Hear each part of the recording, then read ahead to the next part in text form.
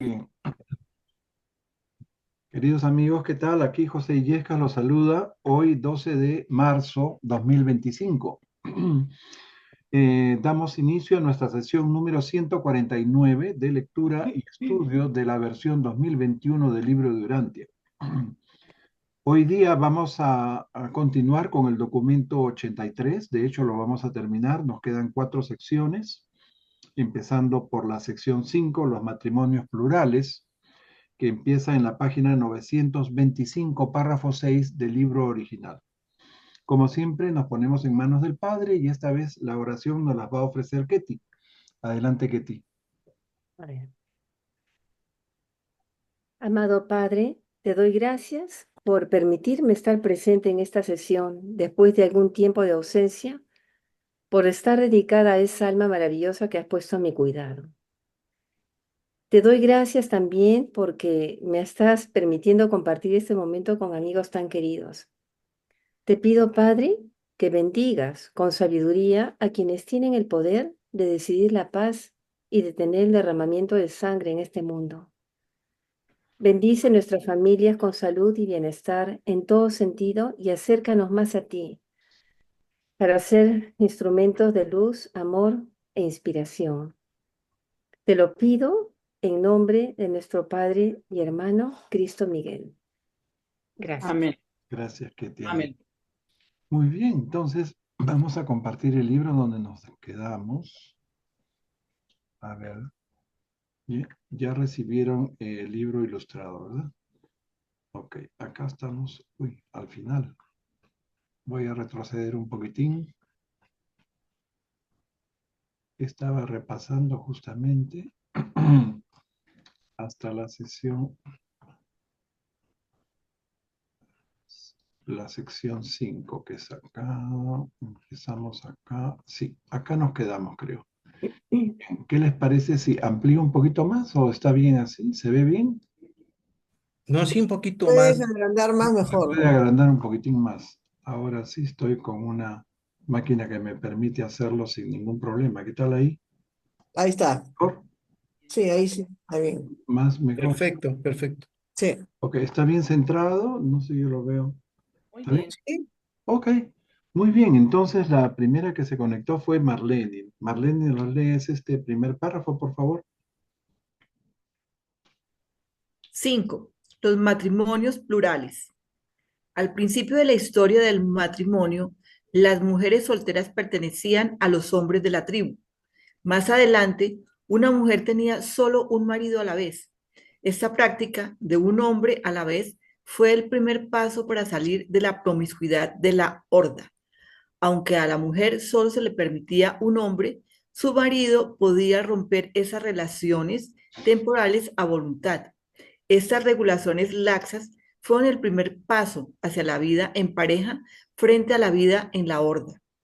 En esta etapa del desarrollo del matrimonio, los hijos pertenecían generalmente a la madre. Muy bien.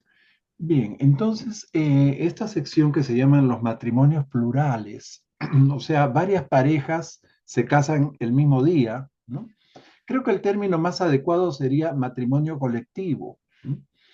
Bien, y aquí empiezan hablando de los periodos iniciales del matrimonio en la horda, donde las mujeres pertenecían a todos los hombres de la tribu y había pues promiscuidad, ¿no? Luego vino la etapa de una mujer para un solo hombre, ¿no? El primer paso para salir de esa promiscuidad, pero era una relación laxa, pues el hombre sí podía fijarse en otras mujeres, ¿no? Y durante ese periodo nos dicen que los hijos pertenecían a la madre.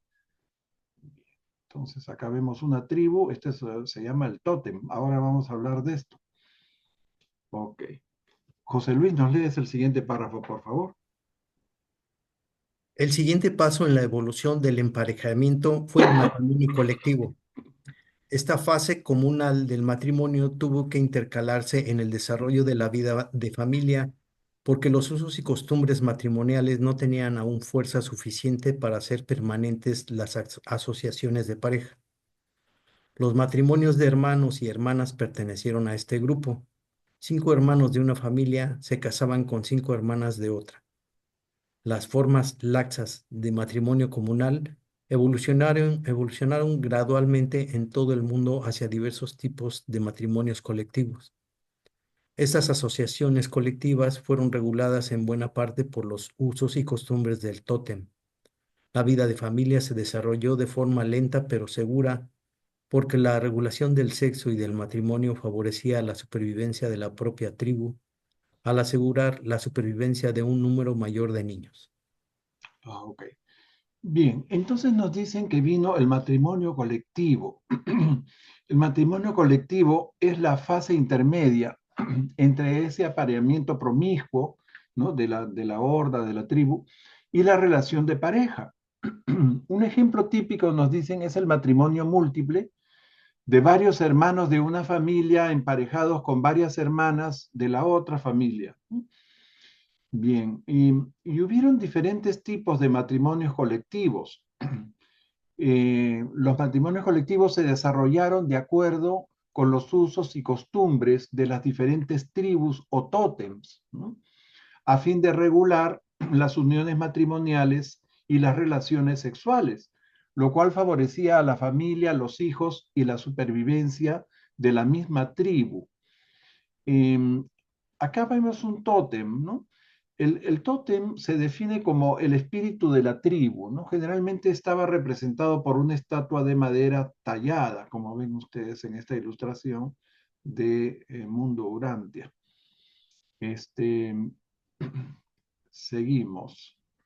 Le toca a Renato. Ah, perdón, Renato me dijo que prefería no leer. Glorita, por favor. Sí, buenas tardes. Los matrimonios colectivos fueron prácticas emergentes de la poligamia y la poliandria entre las tribus más avanzadas. Pero la poliandria nunca fue general, pues estaba limitada habitualmente a las reinas y a las mujeres ricas. Además, solía ser un asunto de familia. Una esposa para varios hombres. A veces, por restricciones de casta o motivos económicos, se hacía necesario que varios hombres se contentaran con una sola esposa. Incluso entonces, la mujer se casaba solo con uno y los demás eran tolerados con laxitud como tíos de la progenie conjunta. Y léete el siguiente cortito. Sí. La costumbre judía que decretaba que un hombre tuviera trato con la viuda de su hermano difunto con objeto de plantar semilla para su hermano, fue práctica habitual en más de la mitad del mundo antiguo. Era un vestigio de los tiempos en que el matrimonio era más un asunto de familia que una relación individual. Ok, gracias, Gloria. Bien, entonces nos dicen que luego vino la poligamia, la poliginia y la poliandria. ¿Ok? La poligamia se define como el matrimonio de una persona con dos o más parejas. ¿Ok? Dentro de la poligamia hay la poliginia, que es un hombre con varias mujeres, al mismo tiempo, obviamente, y la poliandria, que es una mujer con varios hombres al mismo tiempo. Bien, la poliandria era mucho menos frecuente que la poligamia, o la poliginia, perdón. Solo las reinas y las mujeres ricas la practicaban, ¿no? Y solía ser un asunto de familia, nos dice. ¿Cómo así? O sea, una esposa que era la esposa de varios hermanos, pero se casaba solo con uno de ellos y los demás eran como tíos, ¿no? O sea, si tenía ella hijos con todos, eh, sus hijos eran, los hijos que ella tenía con el marido, con el único marido, eran sus hijos y el marido podía ser el padre, pero los demás, los hijos que había tenido con los otros eran como tíos, o sea, siempre los hijos pertenecían a la pareja oficial casada, ¿no? Interesante eso, me pareció. Bien, después habla de la costumbre judía de engendrar hijos en la cuñada viuda, ¿no? Eso está en la Biblia. La esposa del hermano, ¿ok? Esto nos dice es un rezago del matrimonio regido por la comunidad. ¿Mm? Bien, seguimos hablando ahora de la poliginia y le toca a Anita.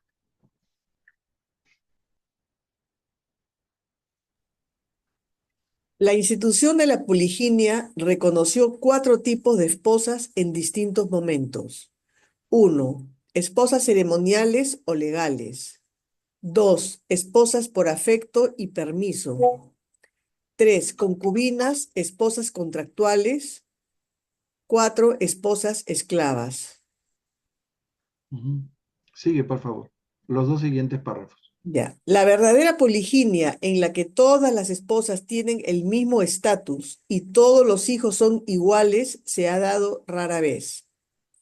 Por regla general, incluso en los matrimonios plurales, el hogar estaba dominado por la esposa principal, la que tenía el estatus de compañera.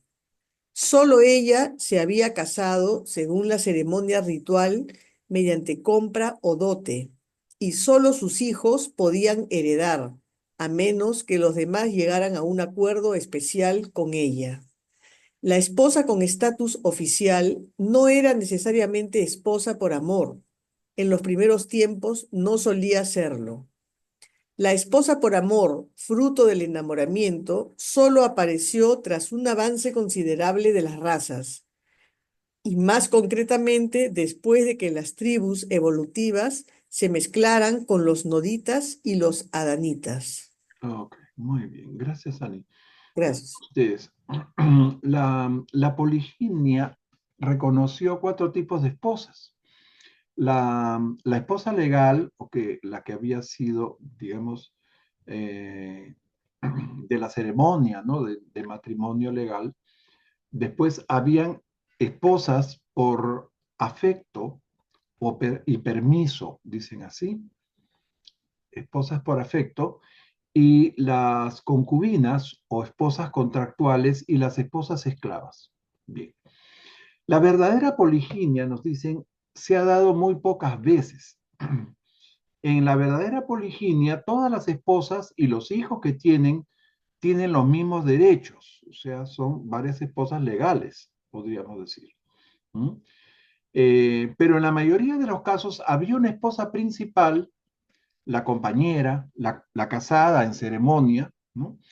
Ya sea de compra o de dote, y era la única que tenía los derechos de herencia, al igual que sus hijos, ¿no? Esa esposa no era necesariamente la esposa amada por el marido, ¿ok? Había la esposa por amor, o por enamoramiento. Y eso dice, vino después cuando ya las razas se mezclaron con la sangre andita. ¿Ok? La sangre andita, ustedes saben, hemos leído en la semana pasada, fue la que inspiró el romanticismo, el amor idílico, todo el cortejo y todas esas cosas que no había antes de que se mezclaran las razas con la sangre andita. Ok, bien. Seguimos. Ketty, ¿nos lees el siguiente párrafo, por favor?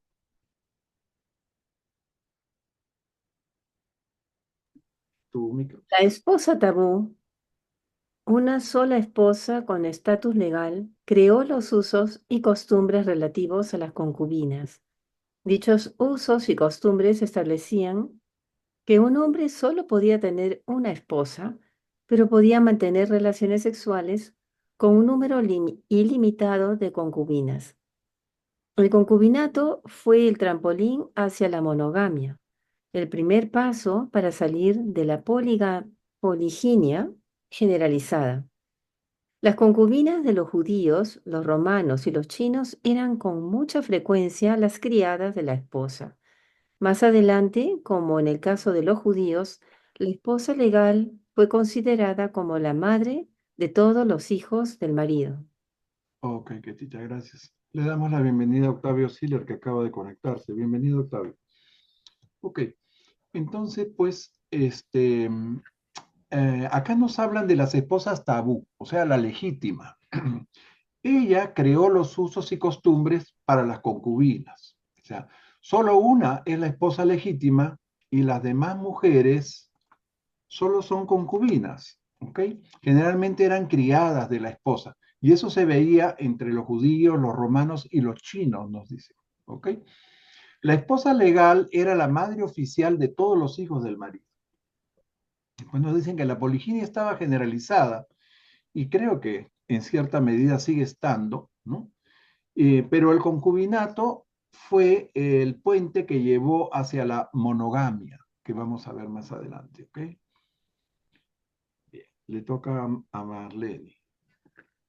Sigue Marlene, por favor.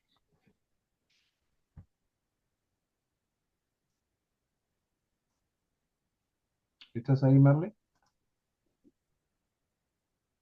Oh, creo que se ha salido. Tenía problemas de conexión, ¿te acuerdas? Oh, sí, sí, sí. Entonces le toca a José Luis. Los tabúes de antaño sobre las relaciones sexuales con una esposa embarazada o lactante contribuyeron mucho a alentar la poliginia. Las maternidades frecuentes unidas a trabajos duros envejecían muy pronto a las mujeres primitivas. Esas sobrecargadas esposas solo lograban salir adelante gracias a que pasaban una semana al mes aisladas cuando no estaban embarazadas. A menudo se cansaban de tener hijos y proponían a su marido que tomara otra esposa más joven para colaborar tanto en la procreación como en el trabajo doméstico. Por eso las nuevas esposas solían ser muy bien recibidas por las consortes más viejas. No existía nada semejante a los celos sexuales. Ujú. Miren que ustedes, este, los tabúes sobre las relaciones sexuales durante el embarazo o la lactancia también alentaron la poliginia, ¿no? Si el hombre no podía disponer de su mujer, buscaba otra. Las mujeres primitivas envejecían más rápido, nos dicen, por esa maternidad sucesiva. O sea, parece que la norma era que la mujer tuviera muchos hijos, todos los hijos que pudiera darle al marido, ¿no? De esa forma ella cumplía como mujer. Pero eso era terrible porque la mujer siempre estaba embarazada y se iba consumiendo. Aparte que trabajaba duro, ¿no? Y solo descansaba una semana al mes, si es que no estaban embarazadas. Bien, entonces esto llegó a un extremo que las mismas mujeres pedían al marido que buscara otra mujer más joven para que le siguiera dando hijos y que trabajara con ella o que la ayudara en el trabajo, ¿no? Y es obvio que en esa época, pues estas mujeres no tenían celos sexuales, no les interesaba eso, lo que les interesaba era un poco de descanso, por lo visto. A ver, los dos últimos párrafos para Glory. El número de esposas solo estaba limitado por la capacidad del hombre para mantenerlas. Los hombres ricos y capaces querían tener muchos hijos, y dado el elevado índice de mortalidad infantil, se necesitaba una colección de esposas para reclutar una familia grande. Muchas de las esposas múltiples no eran más que sirvientas, esposas esclavas. Las costumbres humanas evolucionan, aunque muy lentamente. El propósito de un harén era acumular un cuerpo fuerte y numeroso de parientes de sangre para sostener el trono. Hubo una vez un jefe que se convirtió en un harén, sino conformarse con una sola esposa, y así que despidió a su harén. Las esposas se fueron a sus casas descontentas, y sus parientes ofendidos se abrazaron furiosos sobre el jefe y lo mataron en el acto. Increíble, ¿no? Miren ustedes, o sea, un hombre podía tener todas las mujeres que quisiera, siempre y cuando las pudiera mantener. Y los hombres ricos, obviamente, podían tener muchas mujeres. A Marlene está regresando, disculpen un segundito. Ya. O sea, los ricos podían tener muchas mujeres, pero eran como sirvientas, eran como, podríamos decir, esclavas sexuales, esposas esclavas, nos dicen. Bien, y las costumbres van cambiando lentamente y si alguien se adelanta a su época, termina mal, ¿no? como aquel que se convenció que no debía mantener más su harén, despidió a sus esposas y las esposas despedidas y sus familiares se sintieron ofendidos por eso y regresaron para matarlo. Increíble me pareció esto. Ok. Pepe, ¿de qué año? Perdona que me estés, de repente estoy un poco atrasada en esto, pero ¿qué año estamos hablando? ¿Cuándo está sucediendo esto? No nos ¿Qué dicen año? ¿No exactamente dice? cuándo sucedió, pero los arenes y estos datan pues de más o menos, yo diría de hace 2000 años o 2500 años, o quizás 4000, ¿no? Un poco antes de la venida de Cristo. Oh, vaya. Estamos hablando de esa época. Ok. Bien, ya habían judíos, ya existía la religión judía. O sea, estamos hablando de tiempos más o menos modernos, ¿no? De los últimos 4000 años, es lo más probable.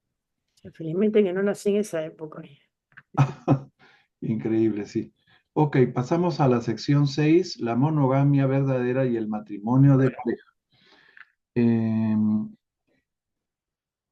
Ha leído Glorita, creo. Anita, ¿nos lees, por favor? A ver, te voy a poner el texto, disculpa. Léete los 3 primeros párrafos, que son cortitos. La La- monogamia es un monopolio. Es buena para quienes alcanzan ese estado deseable, pero tiende a imponer una privación biológica a quienes no son tan afortunados.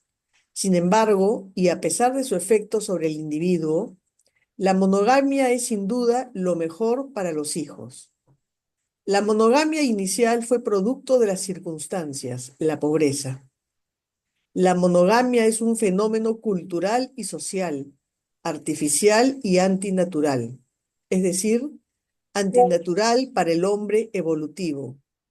En cambio, era totalmente natural para los noditas y los adanitas más puros, y ha sido de gran valor cultural para todas las razas avanzadas.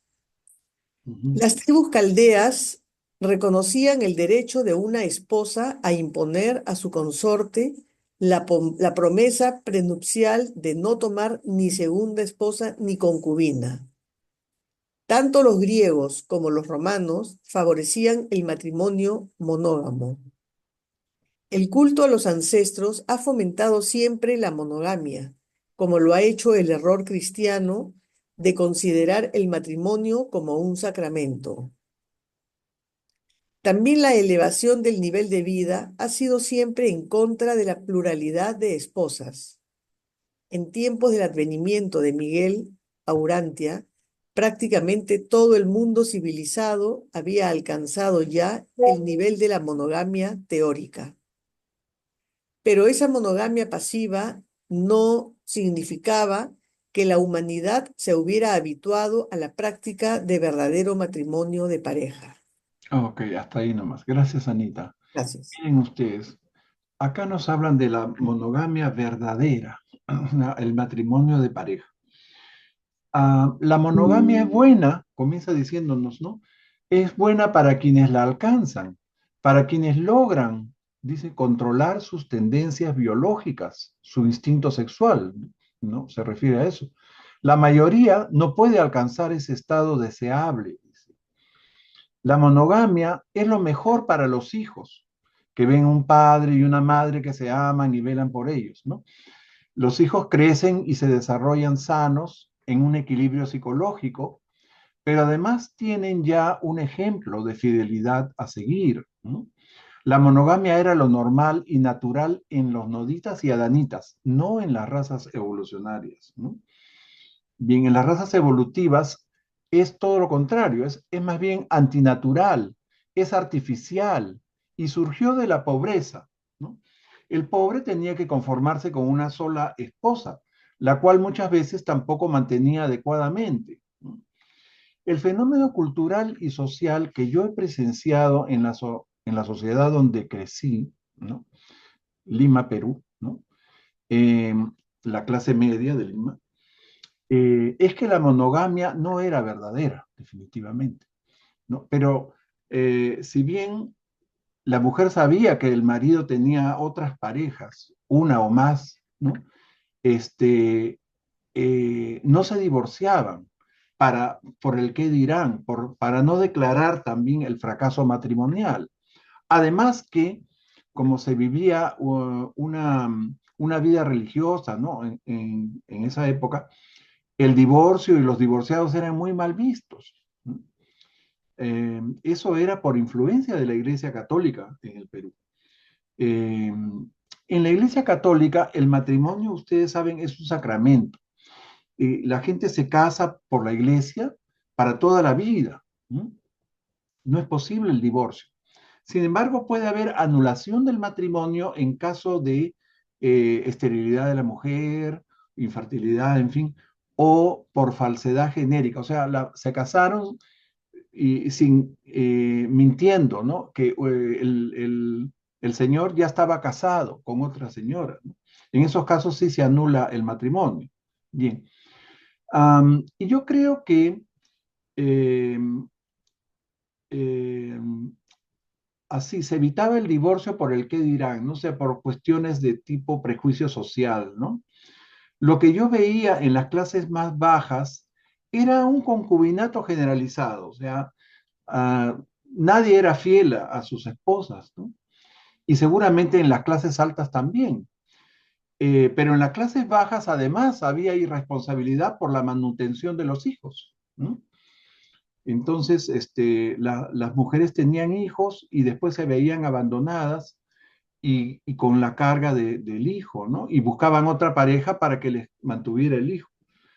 Pero esa pareja tampoco les duraba mucho tiempo. Bien. Después nos hablan que en Caldea las esposas tenían el derecho de imponer fidelidad a sus maridos, seguramente estaban respaldadas legalmente, ¿no? Y los griegos y romanos también favorecieron el matrimonio monógamo. Recuerden que ellos tenían o recibieron bastante sangre andita, ¿ok? Bien. A ver, ¿dónde nos hemos quedado? He subido y he bajado. Sí, acá.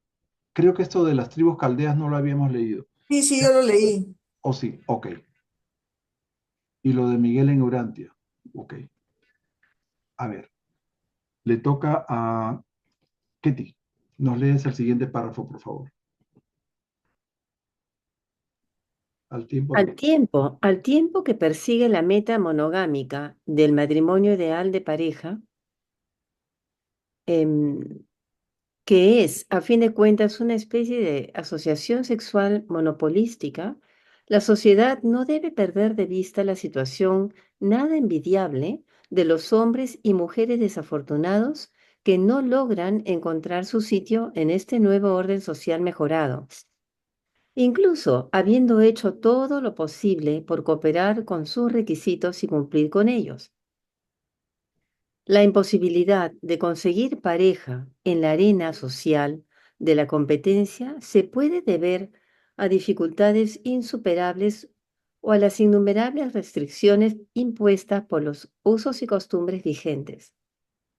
Es cierto que la monogamia es ideal para los que encajan dentro de ella, pero impone inevitablemente grandes privaciones a todos los que quedan excluidos en el frío de la existencia solitaria. Ujú. Este párrafo es interesante. Miren ustedes, he tratado de interpretarlo lo mejor posible. Como siempre les digo, yo les traigo mi interpretación. Puedo estar equivocado y ustedes son libres de expresar lo que ustedes piensan, ¿no? Sobre todo si piensan algo diferente a lo que yo les traigo, ¿no? Bien, habíamos visto que esto de Caldera, ¿no? De la sangre andita, también el culto a los antepasados ha favorecido la monogamia, perdón, cuando se elevó el nivel social, socioeconómico de los pueblos. Las iglesias cristianas también han favorecido la monogamia, ¿no? Aunque dicen que han cometido el error de considerar el matrimonio como un sacramento, ¿no? Como algo sagrado para toda la vida. Bien, y en tiempos de Jesús, todo el mundo civilizado ya vivía una monogamia teórica, dicen, ¿no? Una monogamia pasiva, pero la humanidad aún no había alcanzado la verdadera relación de pareja, ¿no? Bien, el matrimonio monógamo es una especie de asociación sexual monopolística, dice acá, ¿no?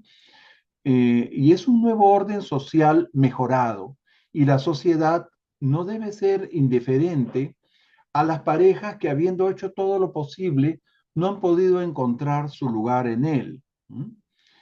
Y a continuación, el revelador explica que algunas personas, dice, no logran conseguir pareja debido a dificultades insuperables, ¿no? O por restricciones impuestas por usos y costumbres. ¿Mm? Bien. Y a continuación dice que la monogamia es lo ideal, pero impone grandes privaciones a las personas que se mantienen en la fría soledad, ¿no? Bien, ¿a qué se refieren con esto que las personas no logran conseguir pareja debido a dificultades insuperables, ¿no?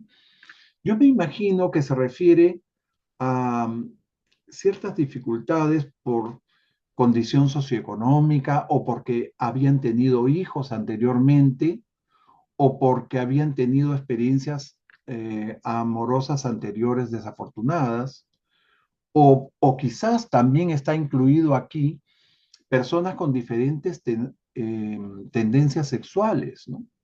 ¿No les parece? Y en cuanto a restricciones impuestas, ¿no? Por los usos y costumbres, yo creo que ahí se refiere a esos tabúes del sexo, ¿no? Como, por ejemplo, es un tabú o está mal visto que una mujer manifieste sus sentimientos a un hombre, ¿no? O que tome la iniciativa, ¿no?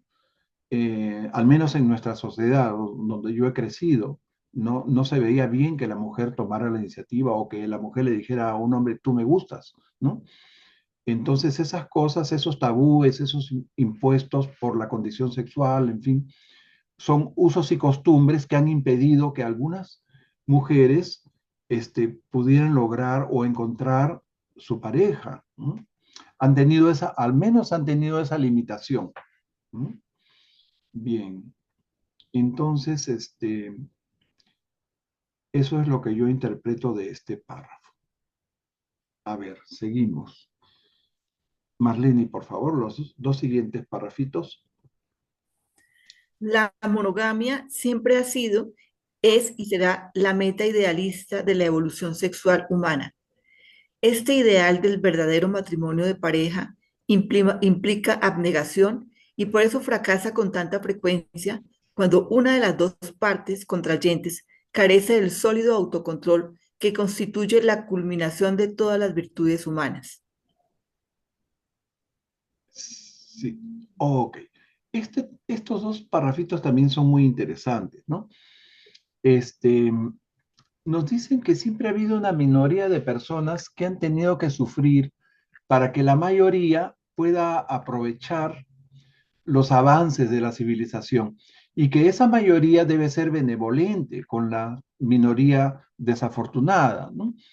Eh, con esa minoría que no encaja en las asociaciones sexuales ideales, tomen nota de eso, en las cuales se satisfacen todas las necesidades biológicas. O sea, ¿qué quiere decir esto? Que la asociación sexual ideal es la del hombre y la mujer, porque es la única asociación que lleva a la reproducción y a la consolidación de la especie, ¿no? Ujú.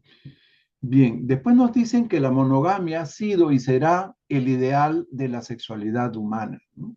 El matrimonio monógamo implica abnegación y autocontrol. Yo agregaría de ambos miembros de la pareja, ¿no? Y es por eso que fracasa tan frecuentemente, ¿no? El autocontrol, nos remarcan ahí, es la más alta de las virtudes humanas, ¿no? Bien, el autocontrol es lo más difícil también de lograr. Marlene quiere preguntar algo, Pepe. Sí, Marle, adelante. No, no era preguntar, es que no leí los dos párrafos, leí el último, me salté uno. Ujú. Este de arriba. Me salté el 6.5, leí el 6.6, pero pues ya los explicaste los dos. Sí, bien. Entonces, gracias por decirme. O sea, solamente has leído este. Entonces, léete el siguiente también, por favor. La monogamia. La monogamia es el criterio que mide el avance de la civilización social a diferencia de la evolución puramente biológica. La monogamia no es necesariamente biológica ni natural, pero es indispensable para el mantenimiento inmediato y el desarrollo futuro de la civilización social. Contribuye a una delicadeza de sentimientos, un refinamiento del carácter moral y un crecimiento espiritual que son del todo imposibles en la poligamia. Una mujer no puede llegar a ser una madre ideal cuando se ve obligada al mismo tiempo a rivalizar constantemente por el afecto de su marido. Sí, y léete el último ya de esta sección. El matrimonio de pareja favorece y fomenta el entendimiento íntimo y la cooperación efectiva, que es lo mejor para la felicidad de los padres, el bienestar de los hijos y la eficiencia social. El matrimonio, que empezó siendo una burda coacción, está evolucionando gradualmente hacia una magnífica institución de autocultura, autocontrol, autoexpresión y autoperpetuación. Muchas gracias, Marlene. Miren, estos dos últimos párrafos están bien concentrados y son bonitos, ¿no? Ustedes ven, ¿no? La monogamia es lo ideal. La monogamia mide el avance de una civilización, mide el avance de la civilización social. La monogamia es indispensable para el mantenimiento y desarrollo futuro de esa civilización. La, pero la monogamia no es ni biológica ni tampoco natural, ¿no? Eh, Todo va en contra de la monogamia. La monogamia depende del autocontrol y de la responsabilidad de la pareja, ¿ok? La monogamia contribuye, nos dicen, a la delicadeza de sentimientos, a un refinamiento del carácter moral y al crecimiento espiritual, lo cual es imposible en la poligamia. Ujú. Además nos dicen que la mujer no puede ser una madre ideal, ¿no? En la poligamia, ¿ok? Bien.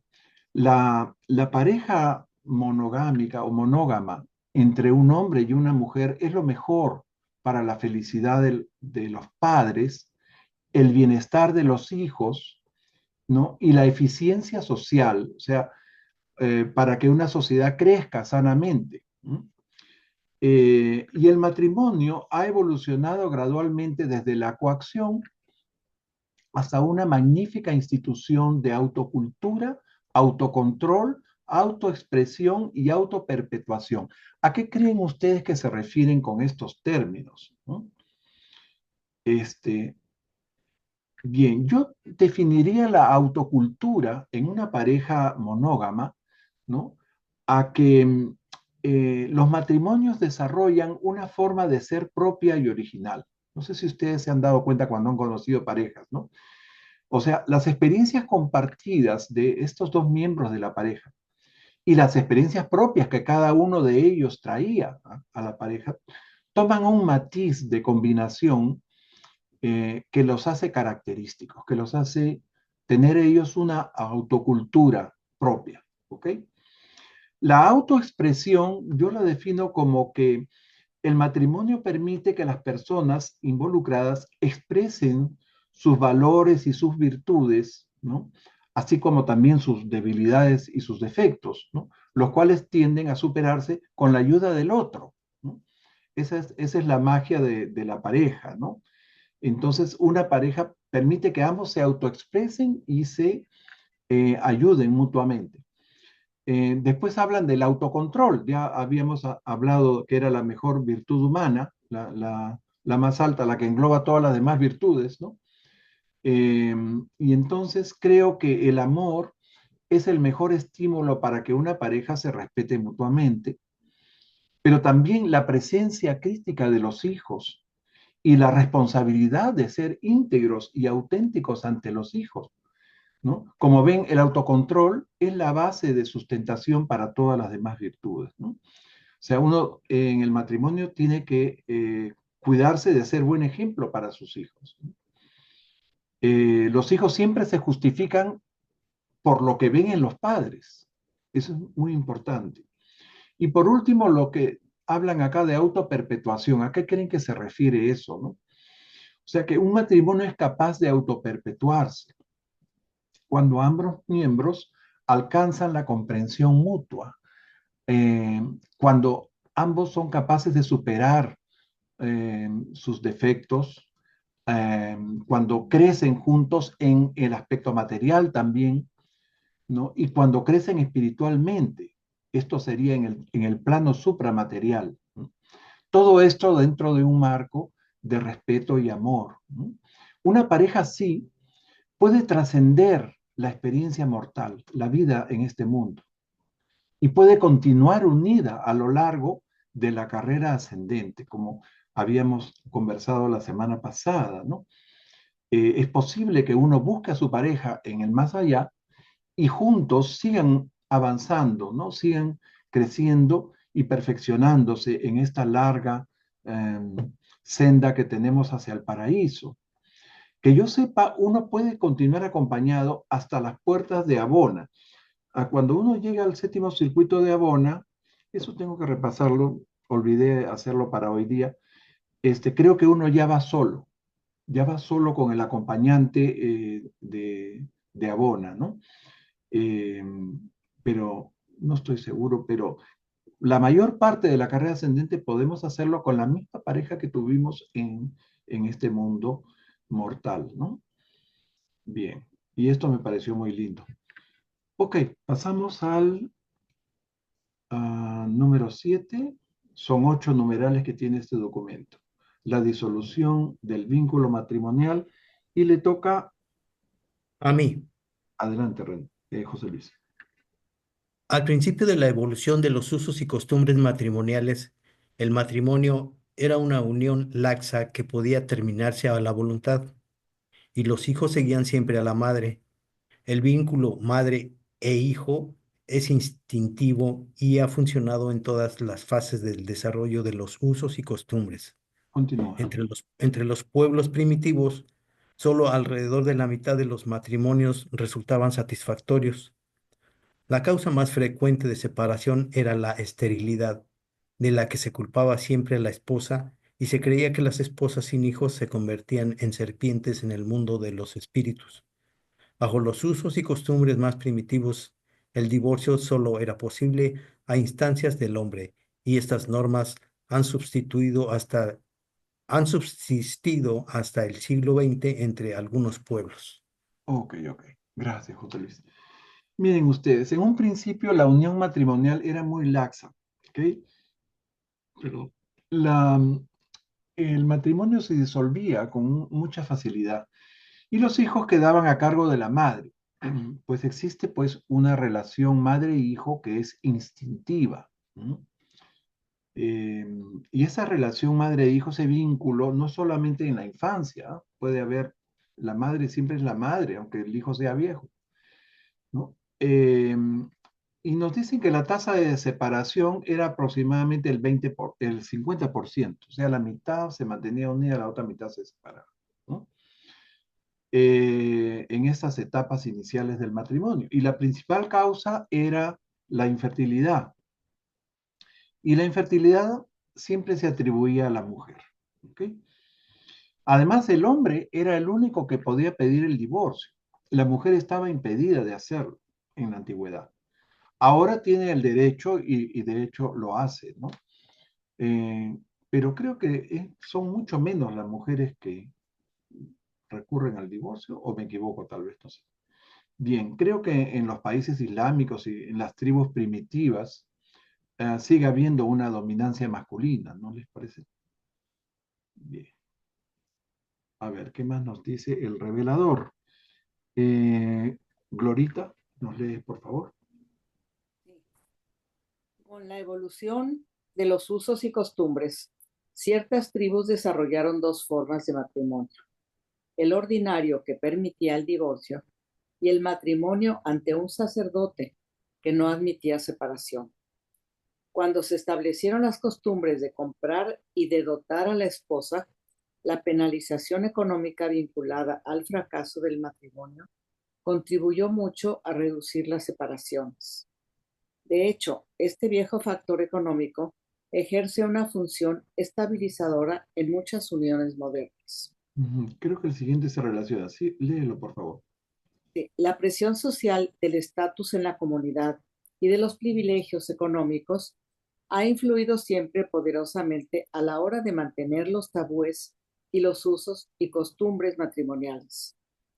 El matrimonio ha progresado sin cesar a lo largo de las edades y se encuentra en una posición avanzada en el mundo moderno, aunque amenazado por los ataques de un descontento generalizado entre los pueblos donde la elección individual, una nueva libertad, ocupa un lugar muy prominente. Estos trastornos de ajuste están apareciendo entre las razas más progresivas como consecuencia de una aceleración repentina de la evolución social. En cambio, entre los pueblos menos avanzados, el matrimonio sigue prosperando y mejorando lentamente bajo la guía de usos y costumbres más antiguos. Ok, gracias. A ver, vamos a comentar esto, ¿no? Nos dicen que con el tiempo hubo dos tipos de matrimonio. El matrimonio ordinario, que permitía la separación, y el que se hacía delante de un sacerdote eh, que los bendecía, y por lo tanto ese matrimonio no podía ser disuelto, ¿no? O sea, no permitía separación. Bien, al venir la costumbre de la compra de esposas o la dote a la esposa, esa garantía económica redujo las separaciones y sigue contribuyendo, dice, al mantenimiento de las uniones en nuestro tiempo. Lo mismo fue cuando el matrimonio se convirtió en un signo de estatus y las uniones gozaban de privilegios económicos, ¿no? El matrimonio se encuentra ahora, dice, en una posición avanzada, pero también ahora se encuentra amenazado en las sociedades más adelantadas, donde existen libertades individuales más amplias, ¿no? En contraste con los pueblos menos desarrollados, donde aún se mantienen costumbres tradicionales. Ok, seguimos. Anita, nos lees los dos siguientes, por favor.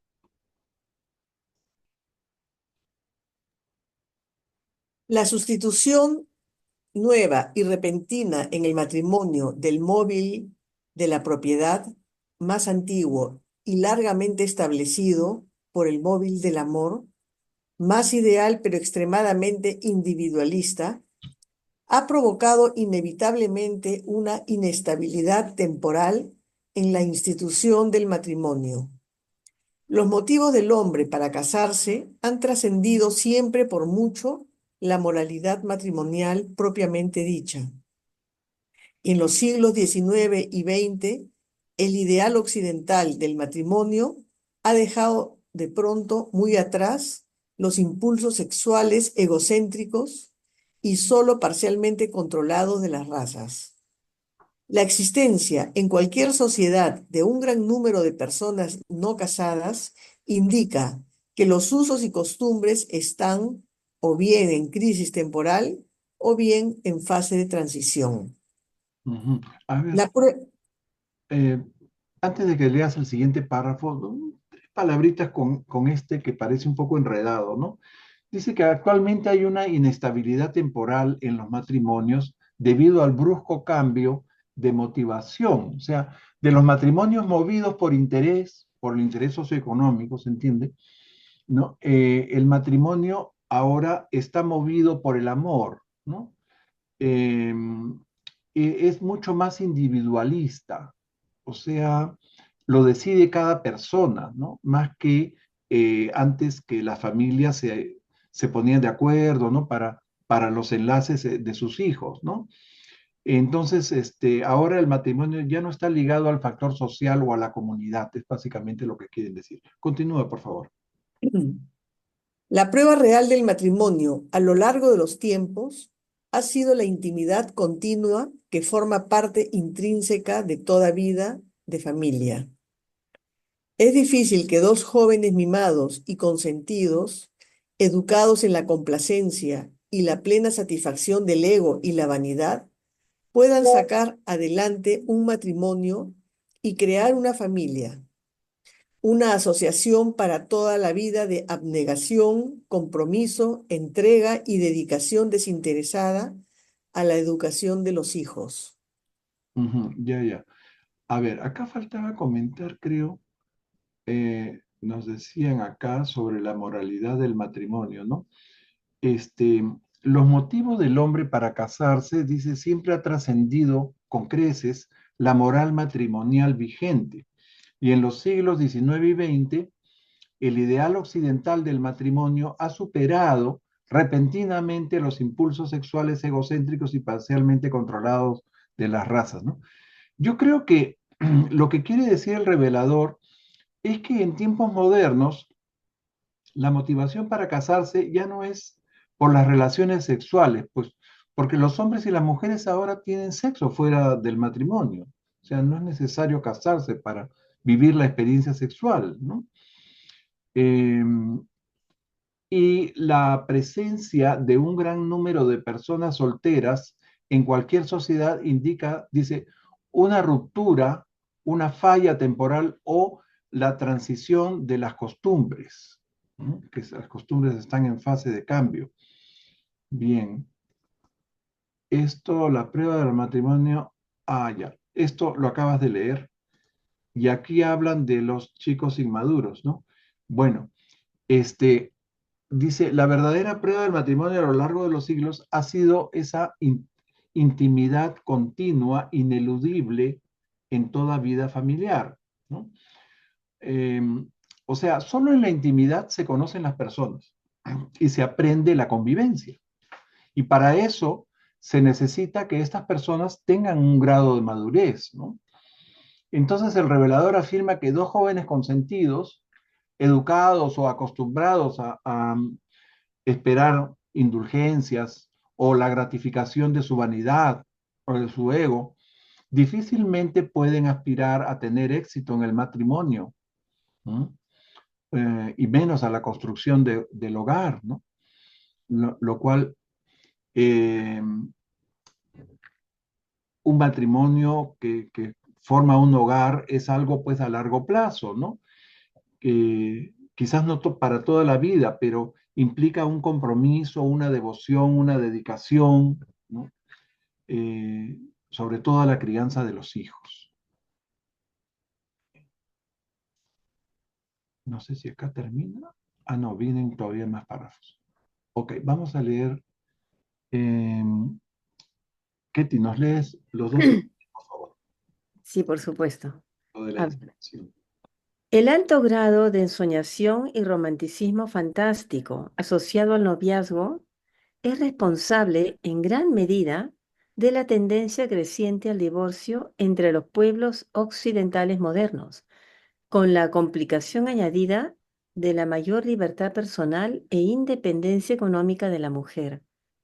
El divorcio fácil, cuando es consecuencia de la falta de autocontrol o del fracaso en la adaptación normal de la personalidad, solo conduce a retroceder directamente a aquellas rudimentarias etapas sociales de las que el hombre acaba de emerger a costa de tanta angustia personal y tanto sufrimiento racial.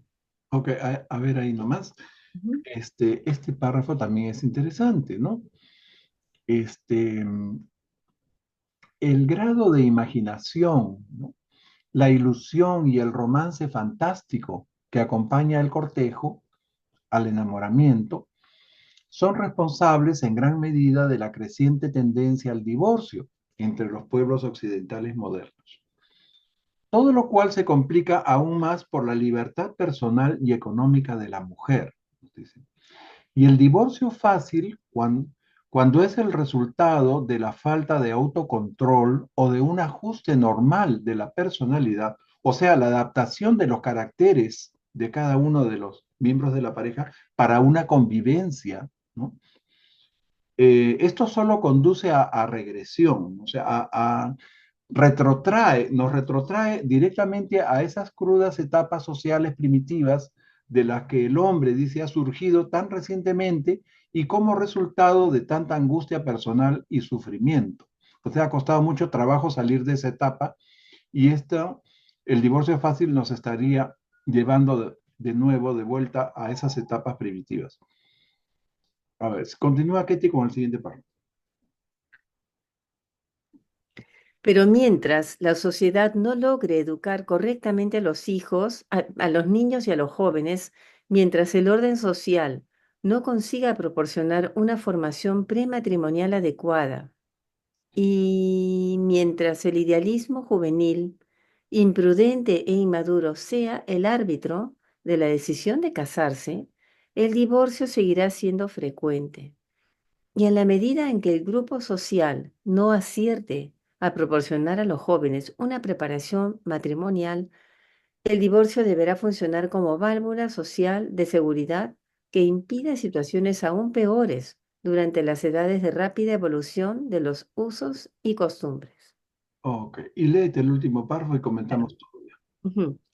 Todo hace pensar que los antiguos consideraban el matrimonio casi con la misma seriedad que algunos pueblos de hoy en día.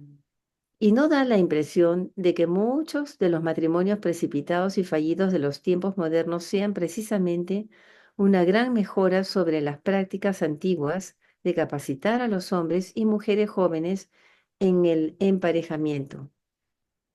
El gran contrasentido de la sociedad moderna consiste en exaltar el amor e idealizar el matrimonio sin propugnar al mismo tiempo que ambos estudien con la máxima seriedad. Bien, ok, miren ustedes estos dos últimos párrafos, ¿no? Aquí hablan de la educación premarital de los jóvenes. Recuerdan que cuando leímos el documento sobre el gobierno de un planeta vecino, los jóvenes tenían que llevar un curso de formación, ¿no? Para la vida de pareja y la crianza de los hijos, ¿no? Y ese era un requisito previo a la unión matrimonial, al matrimonio, ¿no? Y acá el revelador nos dice, mientras que el orden social no consiga proporcionar una formación prematrimonial adecuada, el idealismo juvenil imprudente e inmaduro producirá matrimonios débiles de corta duración. ¿Ok? Eh, y mientras eso sucede, ¿no? El divorcio será necesario, ¿no? Para evitar situaciones peores, dicen, que esa convivencia no pacífica llegue a un extremo, ¿no? De violencia. Entonces, en esas parejas inmaduras, ¿no? Y en este último párrafo se enfatiza que no hay mucha diferencia entre los matrimonios jóvenes precipitados y fallidos de nuestro tiempo en comparación con las antiguas prácticas que tenían las familias antes para aparear a sus hijos, ¿no? Y que hay una gran inconsistencia en la sociedad de hoy que consiste en la idealización del matrimonio y la exaltación del amor sin examinar seriamente ambas cosas, ¿no? Bien. Y ahora pasamos a la última sección del documento. Nos lee Marlene, por favor. Bien, la idealización del matrimonio, los dos primeros párrafos. El matrimonio que culmina en una familia es en verdad la institución más excelsa del hombre, pero es esencialmente humano. No debería haber sido llamado nunca sacramento. Los sacerdotes setitas hicieron del matrimonio un rito religioso, pero durante miles de años después del Edén, el emparejamiento siguió siendo una institución puramente social y civil. La comparación de las asociaciones humanas con las asociaciones divinas es sumamente desacertada. La unión de marido y mujer en la relación matrimonial y hogareña es una función material de los mortales de los mundos evolutivos. Es cierto que se puede derivar mucho progreso espiritual de los esfuerzos humanos sinceros del marido y la mujer por progresar, pero eso no significa que el matrimonio sea necesariamente sagrado. El progreso espiritual acompaña a la dedicación sincera en otros campos del empeño humano. Ok, ok, ok. A ver, entonces, nos dicen que en los tiempos del Jardín del Edén, los sacerdotes setitas hicieron del matrimonio un rito religioso. El matrimonio es esencialmente humano, es social, es civil. Nunca debió ser un sacramento, ¿no? Ustedes han oído hablar, han oído esa frase que dice, lo que Dios ha unido, que no lo separe el hombre, ¿no? Si Dios une algo, permanece así hasta que su voluntad decide lo contrario. Y la mejor prueba de que Dios no interviene, ¿no?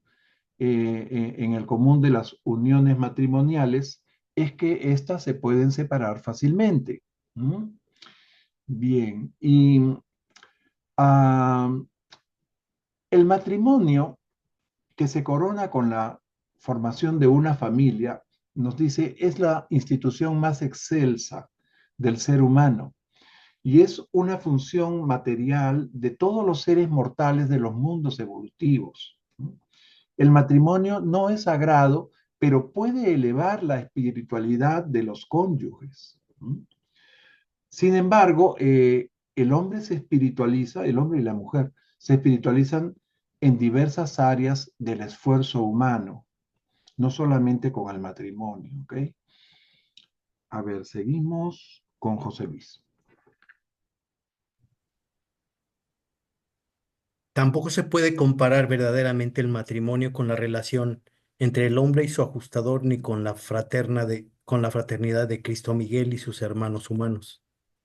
Dichas relaciones son comparables en apenas algún punto con la asociación del marido y la mujer, y es muy lamentable que un concepto humano erróneo de estas relaciones haya producido tanta confusión respecto al estatus del matrimonio.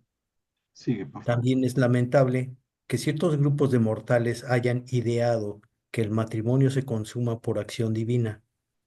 Esas creencias conducen directamente al concepto de la indisolubilidad del estado conyugal, con independencia de las circunstancias o de los deseos de las partes contrayentes.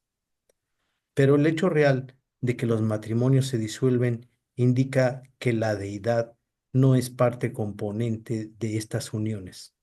Una vez que Dios ha unido dos cosas o a dos personas, estas permanecen unidas así hasta el momento en que la voluntad divina decrete su separación. Pero pero en lo que concierne al matrimonio, son uniones susceptibles de ser aprobadas por los supervisores del universo y cuáles son puramente humanas en origen y naturaleza. Ujú. Perdón, no sé si te has salteado un renglón. Sí, me salté un renglón, ¿verdad? Sí, dice Oye, una... voy a leer desde una vez. Ok, ok, sí. ¿Sí? ¿Está bien? Ya sí, repite esa parte que es y muy importante. Una vez que Dios ha unido dos cosas o a dos personas, éstas permanecen unidas así hasta el momento en que la voluntad divina decrete su separación.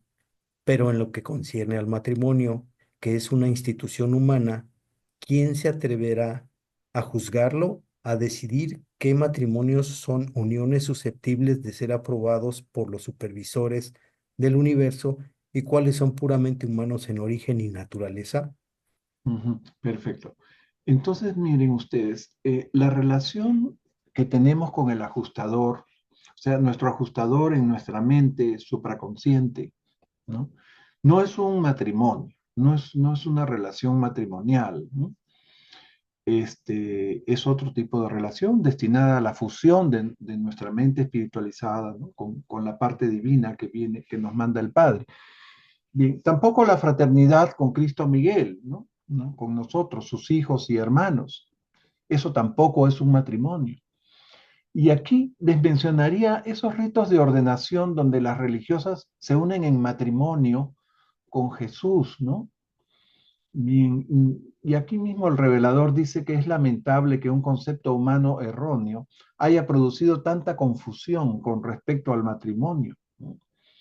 Y vuelve a remarcar que el matrimonio no debe vincularse con la voluntad divina, que es un acto puramente humano y puede estar sujeto a errores, ¿no? Y a equivocaciones muy humanas, por cierto, ¿no?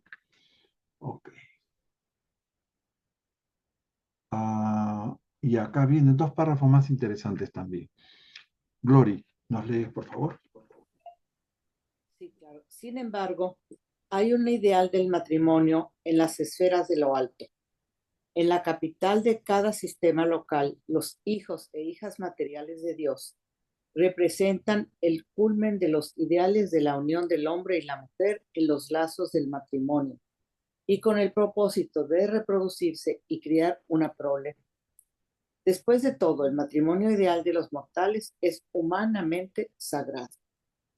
El matrimonio ha sido siempre y sigue siendo el sueño supremo de la idealidad temporal del hombre. Aunque este hermoso sueño muy pocas veces se hace enteramente real, perdura como ideal glorioso y atrae siempre a la humanidad en progreso hacia esfuerzos más grandes por la felicidad humana. Pero a los hombres y mujeres jóvenes se les debería enseñar algo de las realidades del matrimonio antes de verse sumergidos en las rigurosas exigencias de las interasociaciones de la vida de familia. La idealización juvenil se debería atemperar con algún grado de desilusión prenupcial. Ok. Miren ustedes, el matrimonio no es ni debe ser indisoluble. Pero a continuación nos dice tácitamente, diría yo, que pueden haber matrimonios aprobados por los supervisores del universo. Recuerdan que al principio del documento leímos que los matrimonios pueden ser aprobados o desaprobados en lo alto, ¿no? Yo me quedé pensando mucho en eso, ¿no? Sí, el matrimonio es humano, pero también hay, digamos, una aprobación, ¿no? De lo alto. El ideal del matrimonio en las esferas celestiales son las familias de los hijos materiales, ¿no? Recuerden, también comentamos eso. Entonces, el matrimonio, desde ese punto de vista, ¿no? El matrimonio y la familia de los seres mortales bien podría considerarse como humanamente sagrado, ¿ok? El matrimonio siempre ha sido un ideal en la vida del ser humano, un sueño que muchas veces no pudo hacerse realidad. Más aún, muy pocas veces se hace enteramente real, dice el revelador, ¿no? Bien, entonces, a ver, ya estamos terminando.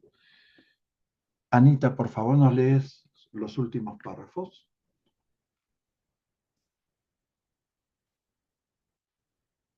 Creo que esto lo leyó. El matrimonio ha sido siempre, Eso ya lo leyó Glorita, léete. Por otra parte, no se debe desalentar. por otra parte, no se debe desalentar la idealización juvenil del matrimonio.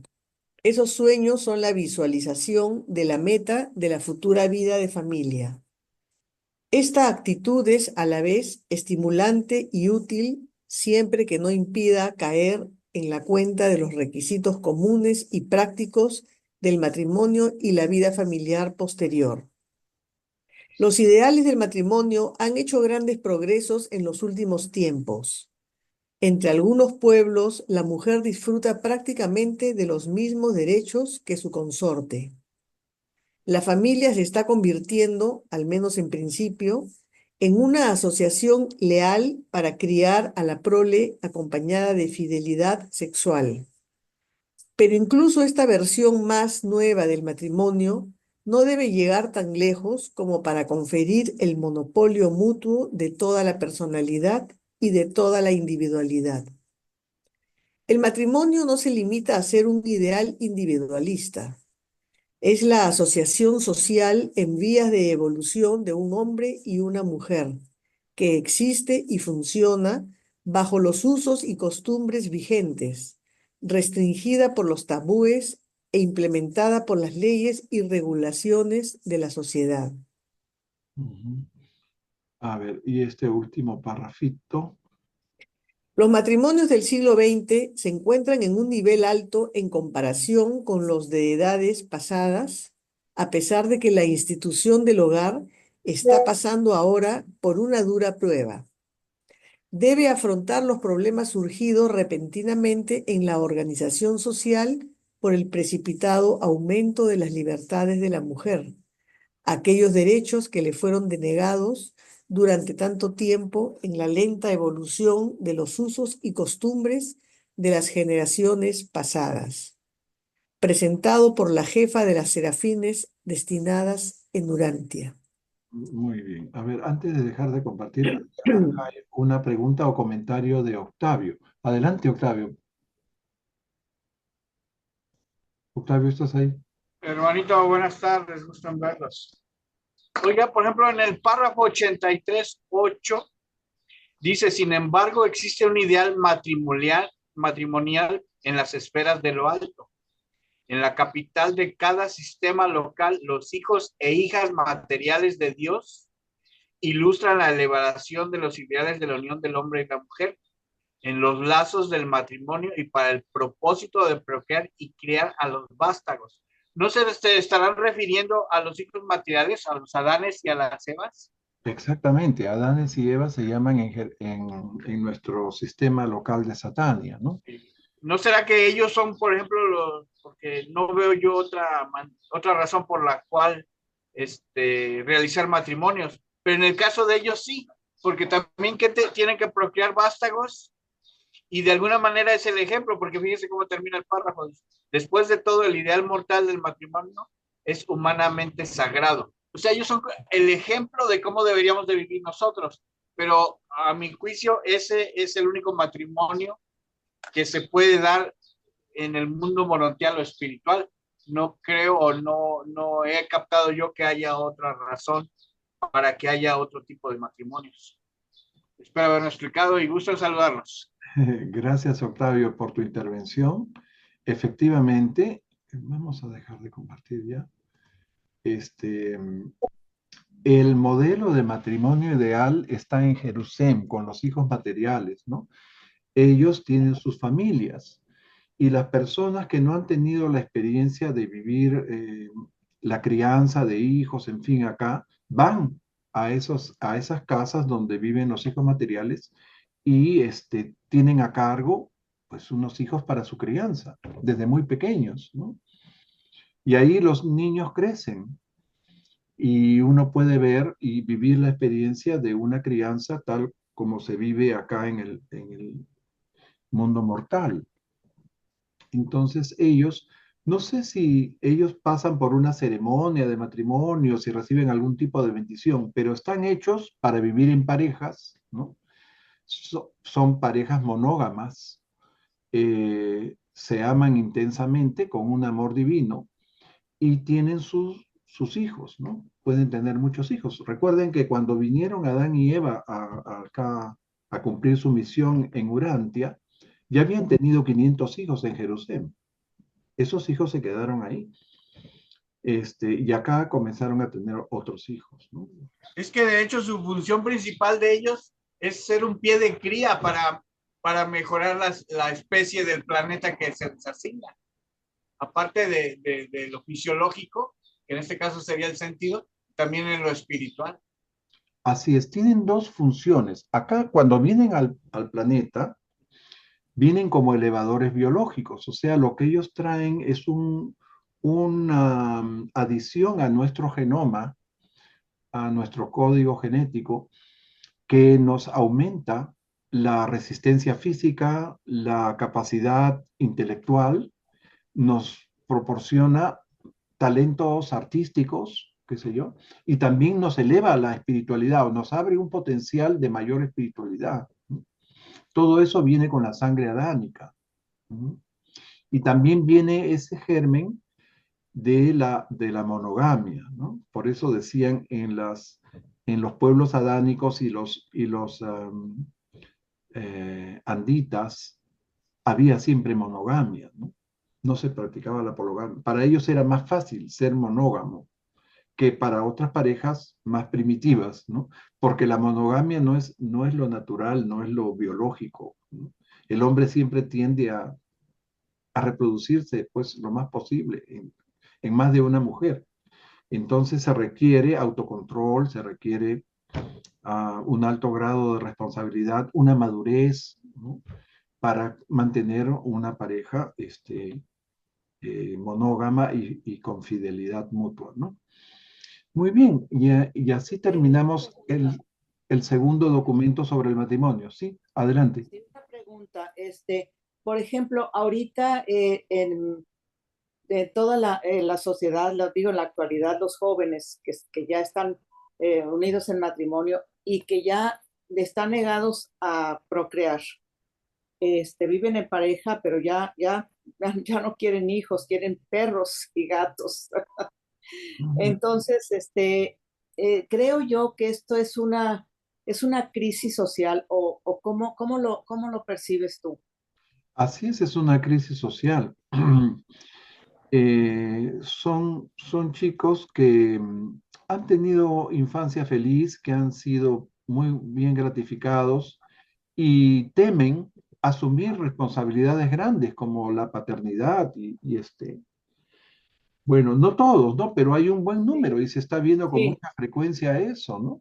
sí, y es un miedo cómo está el mundo, cómo está la vida, porque se escudan en que no quieren crear a otros seres humanos conflictos y graves problemas. Te digo porque tengo nietos ya mayores y es su manera de pensar. Así es, y he oído decir, no sé si será un pretexto, ¿no? De que el mundo está muy mal, que hay pues contaminación y que le van a ofrecer a sus hijos, ¿no? Que, o sea, tienen una Sí, visión sí, pesimista del futuro. Eso, eso influye así mucho. es. Sí, Octavio, querías Eso agregar. podría ser una crisis social al futuro, ¿verdad? Así es, pero es un periodo dentro de la evolución, ¿no? Que va a ser superado. Yo al menos tengo mucha fe que eso sea así, si no, no habría, pues, no crecería la población.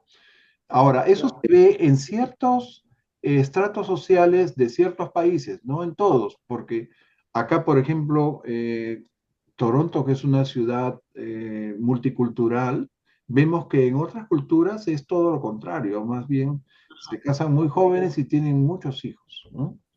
Tienen, yo, ¿qué les digo? Mínimo tres, ¿no? Sí, gracias. Sí, Octavio. Perdón. Es que de hecho esa es una de las consecuencias de desconocer el plan de Dios.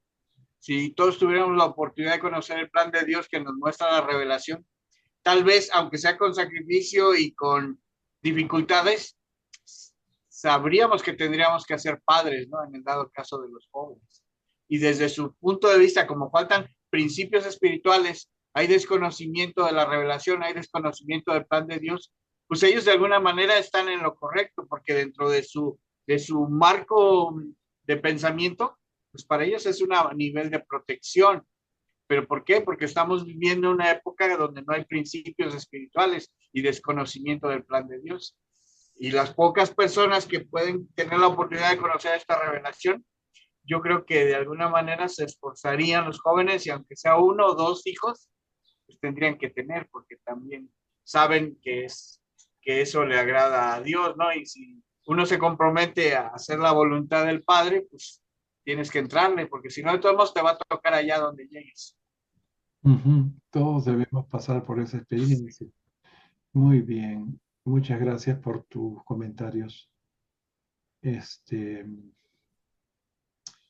ok, entonces con esto hemos terminado este documento. Falta un documento más sobre el matrimonio, que vamos a empezar la próxima semana.